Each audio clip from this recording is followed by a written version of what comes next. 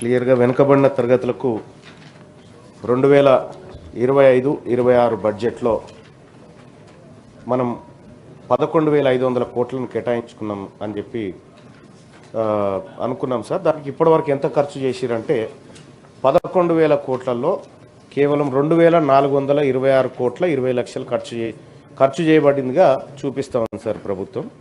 అంటే ఇది ఒక 20% కూడా. మంత్రి గారు సార్ నా సమాధానం వినండి సార్, నా ఆవేదన వినండి కొద్దిగా. సారీ. వివిధ పనుల కోసం చేసిన ఖర్చులు వివరాలను అనుబంధం రూపంలో ఇక్కడ ఇచ్చినారు సార్. సార్ నేను గౌరవ మంత్రి గారిని తమరి ద్వారా అడుగుతా ఉన్నాను సార్. 11,500 కోట్ల రూపాయలు బడ్జెట్లో కేటాయిస్తే ఇప్పుడు మళ్ళొక 2 నెలలు అయితే సార్, ఇక ఎట్లాగో ఫిబ్రవరి వచ్చిందంటే మళ్ళీ కొత్త బడ్జెట్ విధానం సార్.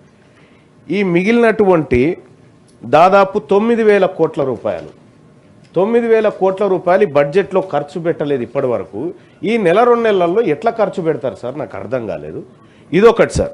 రెండో అంశం సార్, ఇందులో చాలా భయంకరమైనటువంటి లెక్కలు ప్రభుత్వం ఇచ్చింది సార్. ప్రభుత్వమే చాలా భయంకరమైన లెక్కలు ఇచ్చింది సార్. స్కాలర్షిప్ల కోసం సార్ ఎస్టిమేటెడ్ బడ్జెట్ వచ్చేసి 1,908 కోట్లు బీసీ పిల్లలకు స్కాలర్షిప్స్ ఇస్తామని పెట్టి కేవలం 365.54 కోట్లు ఖర్చు పెట్టింది సార్. ఈ 365.54 కోట్లు కూడా ఇటీవల కాలంలో మొన్న గౌరవ ఫైనాన్స్ మంత్రి గారు స్కాలర్షిప్లు రిలీజ్ చేసినటువంటి సందర్భంలో ఏదో కొద్దిగా ఇచ్చినట్టున్నారు సార్, ఇంకా పాత బకాయిలు అట్లాగే ఉన్నాయి సార్. రెండోది హాస్టల్స్ కోసం సార్, మా పిల్లలు సంక్షేమ హాస్టల్లో చదువుకుంటున్నటువంటి పిల్లలు వాళ్ళు మంచి పౌష్టికాహారంతో తిని ఆరోగ్యవంతంగా ఉండి మంచి చదువులు చదువుకోవాలనుకుంటున్నటువంటి పిల్లలకు సార్ 435 కోట్ల రూపాయలు ఎస్టిమేటెడ్ బడ్జెట్ పెట్టి కేవలం 315 కోట్లు ఖర్చు పెట్టిందంటే మా పిల్లల్ని ఈ ప్రభుత్వం మేము పస్తులతోనే వండబెడుతున్నామని మీ పిల్లల్ని అని చెప్పి చెప్తా ఉంది సార్. సార్ రెండోది సార్, మహాత్మా జ్యోతిబా పూలే ఓవర్సీస్ విద్యానిధి కింద సార్ 80 కోట్లు కేటాయించినారు సార్. దాంట్లో 83.42 అని చెప్తా ఉన్నారు సార్. మీరు పెంచి చేస్తామని చెప్పారు, మీరు పెంచలేదు ఇప్పటి వరకు. మళ్ళీ దాంట్లో కూడా బడ్జెట్ ఎట్లా పెట్టారంటే సార్ 5 లక్షల లిమిట్ పెట్టారు సార్. 5 లక్షల లిమిట్ ఉండాలి, 5 లక్షల లిమిట్ ఉంటే మీరు ఓవర్సీస్ స్కాలర్షిప్కి ఎలిజిబుల్ అన్నారు సార్. ఇదే సభలో తమ ముందే పెట్టినటువంటి సోషియో ఎకనామిక్ అవుట్లుక్ సర్వేలో సార్ ఒక కుటుంబ ఆదాయాన్ని ఒక ఇంట్లో 4 ఉంటే 12 లక్షల ఆదాయం ఉందని చూపించింది సార్ గవర్నమెంట్. మరి ఈ లెక్కన ఈ రాష్ట్రంలో ఎవరు ఎలిజిబుల్ ఉండరు సార్. సార్ అదొకటి సార్. ఇక స్టడీ సర్కిళ్ల కోసం రాష్ట్ర ప్రభుత్వం 50 కోట్లు బీసీల కోసం కేటాయిస్తే ఖర్చు పెట్టింది 4 లక్షలా సార్, 4 లక్షలు కేవలం. అలాగే ఇక్కడ ఎడ్యుకేషన్ సెక్టార్లో 4,345 కోట్ల రూపాయలు ఖర్చు పెడతామని ఎస్టిమేట్ వేసుకుంటే కేవలం 2,068.89 కోట్లు ఖర్చు పెట్టిందంటే ఇది షేమ్ సార్. బీసీల పట్ల మీకు చిత్తశుద్ధి లేదని అర్థమవుతా ఉంది సార్. 2,500 కోట్ల రూపాయలు ఎడ్యుకేషన్ సెక్టార్లో బీసీల డబ్బు మిగిలించుకుంటుందా సార్ ఇప్పటి వరకు? సార్ ఇక మాకు జీవనోపాధి విషయంలో సార్ 70 కోట్ల రూపాయలు టాడీ టాపర్స్ కోసం సార్. గౌడ సోదరులు తాడి చెట్లు ఎక్కుతా ఉంటారు, అనేక ప్రమాదాలు జరుగుతూ ఉంటాయి, మీదికి జారి పడతా ఉంటారు. వాళ్ళకు అసలు ఒక్కసారి ఎక్కిందంటే ఇంటికి బయటికి వెళ్ళిందంటే టాడీ టాపర్ మళ్ళీ ఇంటికి వస్తాడా లేదా తెలియనటువంటి పరిస్థితి. అటువంటి టాడీ టాపర్లను రక్షించడం కోసం సార్ మనం ఒకటి కాటమేయ కిట్స్ అని చెప్పి ఆ తర్వాత ఇంకా కొన్ని పెట్టినారు sir. Cooperative finance corporation limited కింద 70 కోట్ల రూపాయలు టాడీ టాపర్స్ కోసం ఖర్చు పెడతామని, మా గౌడ సోదరుల కోసం ఖర్చు పెడతామని ఇప్పటి వరకు పెట్టింది 19 కోట్లు. స్వయాన మా మంత్రి గారు గౌడ సామాజిక వర్గం నుంచి ఉండి 19 కోట్లు ఖర్చు పెడుతుంటే కాస్త మీ ప్రాణం ఏమనిపించాలి సార్. ఇక సార్ ఇంకొకటి అసిస్టెంట్స్ టు వీవర్ సార్, వాళ్ళకు 450 కోట్ల రూపాయలు ఖర్చు పెడతామని ఎస్టిమేషన్ వేసి 168 కోట్లు ఖర్చు పెట్టారు సార్. ఇక 22 బీసీ కోఆపరేషన్స్ అండ్ రాజీవ్ యువ వికాసం కింద సార్, రాజీవ్ యువ వికాసం కింద 4,102 కోట్ల రూపాయలు మేము బీసీ యువత కోసం బీసీల కోసం ఖర్చు పెడతామని బడ్జెట్లో చెప్పి 4,102 కోట్లు ఖర్చు పెడతామని చెప్పి సార్ 13 కోట్లు ఖర్చు పెట్టినట్టుగా లెక్కలు ఉన్నాయి సార్. ఇక్కడ 13 కోట్లు ఇంకొక నెల అయితే బడ్జెట్ వస్తుంది సార్. అంటే ఇవన్నీ మీకు ఎగనామం పెట్టబోతున్నాయి ఏంటి అనేది రాసి ఇచ్చినట్టుంది సార్ మాకు.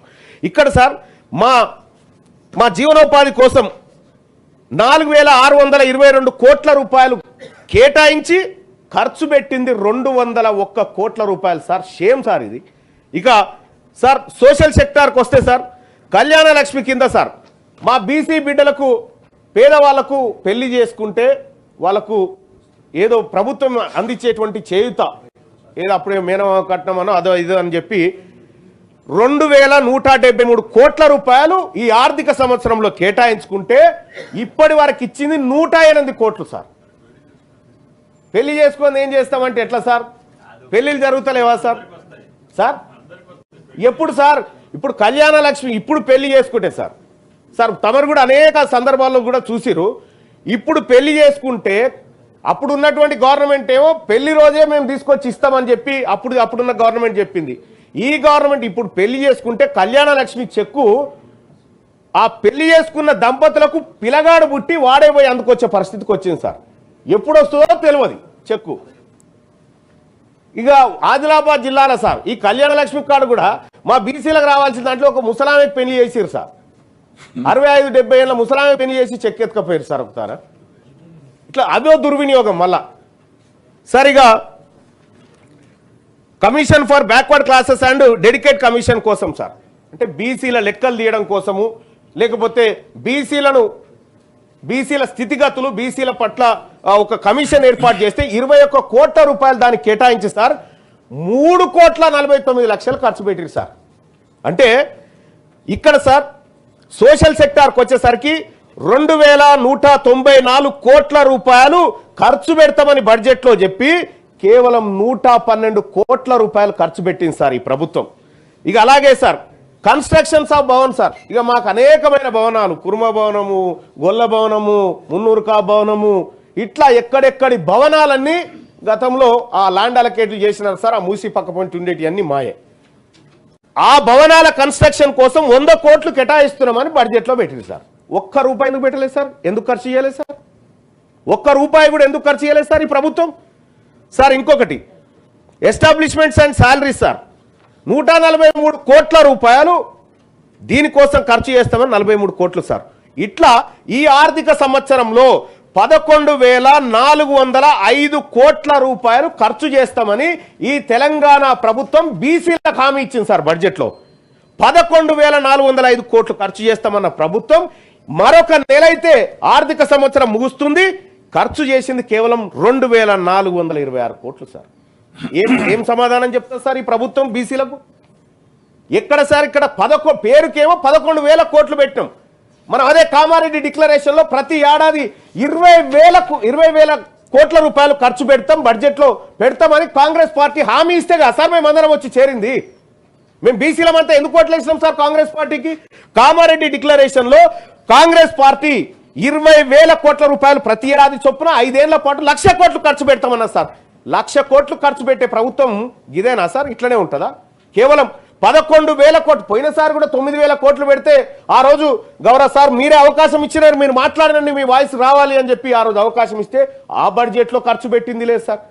ఈ బడ్జెట్లో చూస్తే కేవలం ఇంకా దారుణాతి దారుణం సార్. 11,000లో 2,000 కోట్ల సార్ మా కోసం ఖర్చు పెడితే ఈ ప్రభుత్వం మా కోసమే ఉందా సార్? ఈ ప్రభుత్వం మా సంక్షేమాన్ని ఏమైనా చూస్తా ఉందా సార్? సార్ ఇదొక్క బడ్జెట్ కాదు సార్. తెలంగాణ రాష్ట్రం ఏర్పాటైన తర్వాత సార్ కన్నీళ్ళు వస్తాయి సార్. ఈ తెలంగాణ రాష్ట్ర ప్రభుత్వం మొన్ననే కుటుంబ సర్వే చేసి తెలంగాణలో బీసీల జనాభా 56.33% ఉందని చెప్పింది సార్. 56.33% ఉందని చెప్పినటువంటి ప్రభుత్వం ఈ వర్గాల కోసం చేయాల్సినటువంటి ఖర్చు ఎంత చేస్తున్నది ఎంత సార్? సార్ ఇదొక తెలంగాణ రాష్ట్రం ఏర్పాటైతే మా నీళ్లు మాకు వస్తాయి, మా నిధులు మాకు వస్తాయి, మా నియామకాలు మాకు వస్తాయి అని మీరే కాదు సార్, మీరందరే కాదు సార్ కొట్లాడి మనకు మంచి జరుగుతుంది మన వర్గాలకు అని చెప్పి ఇక్కడ ఉన్నటువంటి మీరే అందరు కొట్లాడారు సార్. ఆ రోజు మనం అందరం పోరాటం చేసినాం. మీరు పార్లమెంటు మెట్ల మీద పడుకొని ఆ రోజు అహోరాత్రులు 48 గంటల పాటు చల్లో వణుకుట తెలంగాణ ఉద్యమాన్ని చేసిరు సార్. నిజంగా మాకు వస్తున్నాయా సార్? 2014 నుంచి 2025 దాకా జరిగినటువంటి బీసీలకు జరిగిన మోసం సార్. 2014-15లో మాకు కేటాయించింది 4,311 కోట్లను కేటాయించారు సార్. ఖర్చు చేసింది 1,000 కోట్లు సార్. అంటే ఇక 3,220 కోట్ల రూపాయల సొమ్ము బీసీల సొమ్ము ప్రభుత్వం మిగిలించుకుంది సార్.